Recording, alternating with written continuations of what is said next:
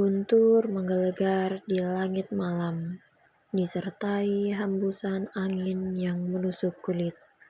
Di dalam kamar yang temaram, aku duduk di atas ranjang berbalut selimut, memandangi langit yang gelap sambil menanggung rasa bosan di hari libur yang sama sekali tidak dapat aku nikmati. Aku berpikir cukup lama tentang apa yang harus kulakukan, hingga akhirnya sebuah permainan yang sedang populer terlintas di benakku. Aku akhirnya mengunduh permainan itu dan mulai memainkannya.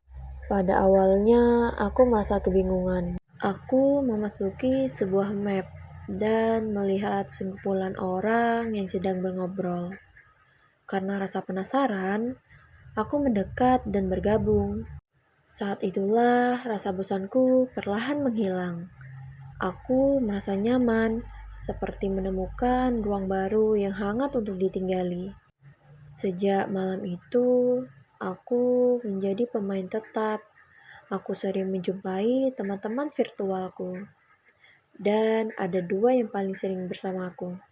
Kami berbincang, bercanda, dan bermain permainan hingga aku merasa memiliki sebuah lingkaran pertemanan baru.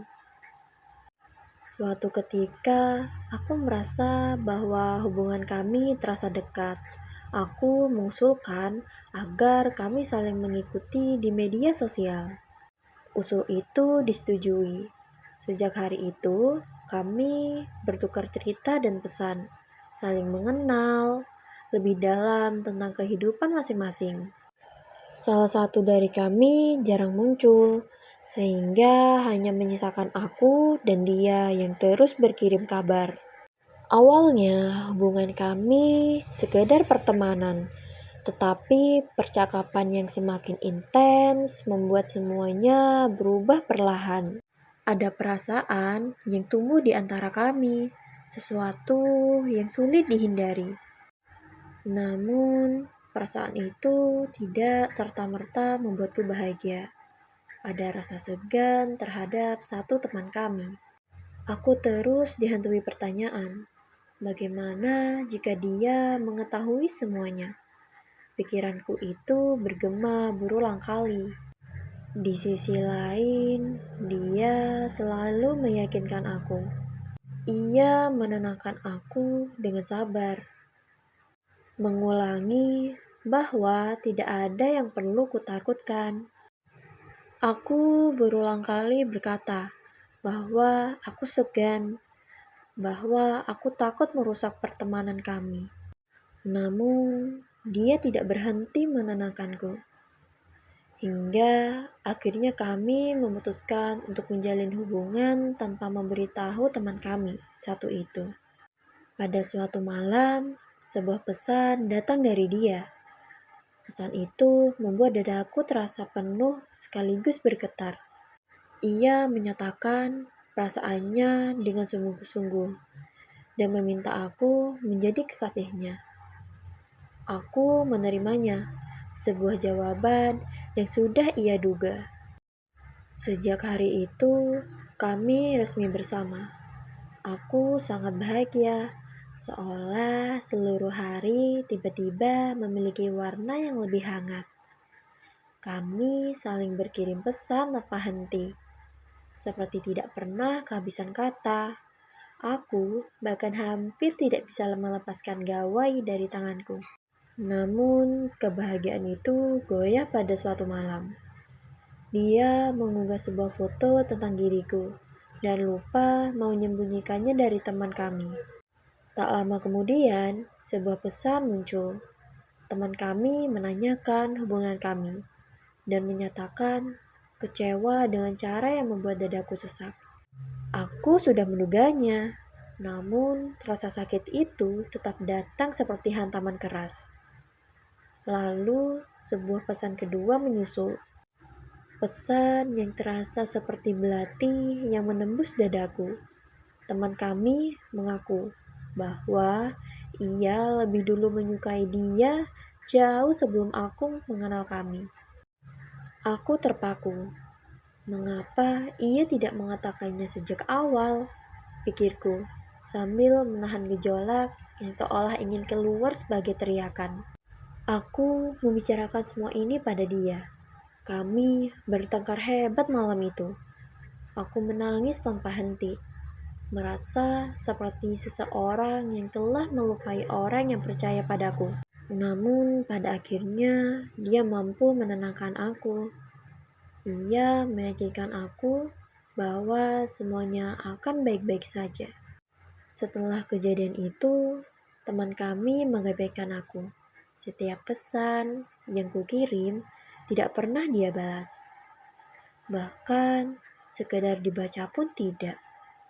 Berkali-kali aku mengetik pesan, lalu menghapusnya kembali karena tidak ada tanggapan. Aku merasa seperti memeluk udara, berharap sesuatu yang tidak akan kembali. Hari-hari berlalu, bulan berganti, hubunganku dengannya tetap berjalan. Tetapi jarak di antara kami semakin terasa. Aku iri pada pasangan lain yang dapat bertemu, berjalan bersama, atau sekedar memandang satu sama lain dari dekat. Aku pernah memintanya untuk menemuiku, tetapi dia selalu berkata sibuk. Apakah sesulit itu bagi kami untuk bertemu? Ucapku lirih suatu hari. Namun, jawaban yang datang hanya penenangan lagi dan lagi. Lama-kelamaan, sikapnya berubah.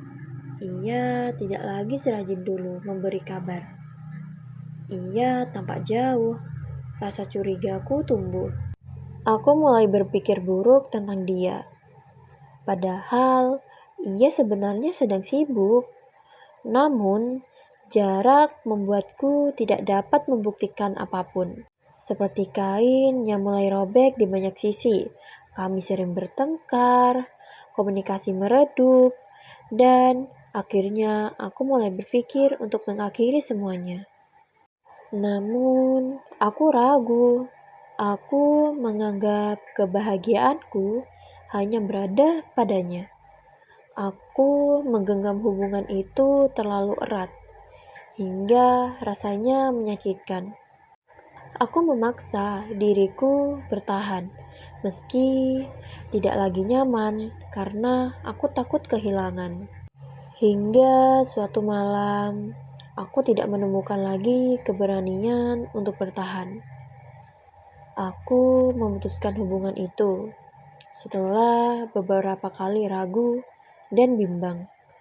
Akhirnya, aku melepaskan dia. Aku terdiam di kamarku. Aku bertanya pada diriku sendiri, apakah ini keputusan yang tepat? Apakah aku tidak akan menyesalinya? Malam itu, hujan turun dengan deras. Guntur bersaut-sautan, seperti mencoba menyembunyikan isak tangisku. Aku menangis semalaman, berusaha merelakan sesuatu yang dulu kupegang erat. Saat kecil, aku selalu berpikir bahwa titik tertinggi mencintai ialah memiliki. Aku percaya bahwa cinta harus berujung pada kebersamaan. Namun, setelah semua ini, aku justru mengerti bahwa titik tertinggi mencintai adalah mengikhlaskan.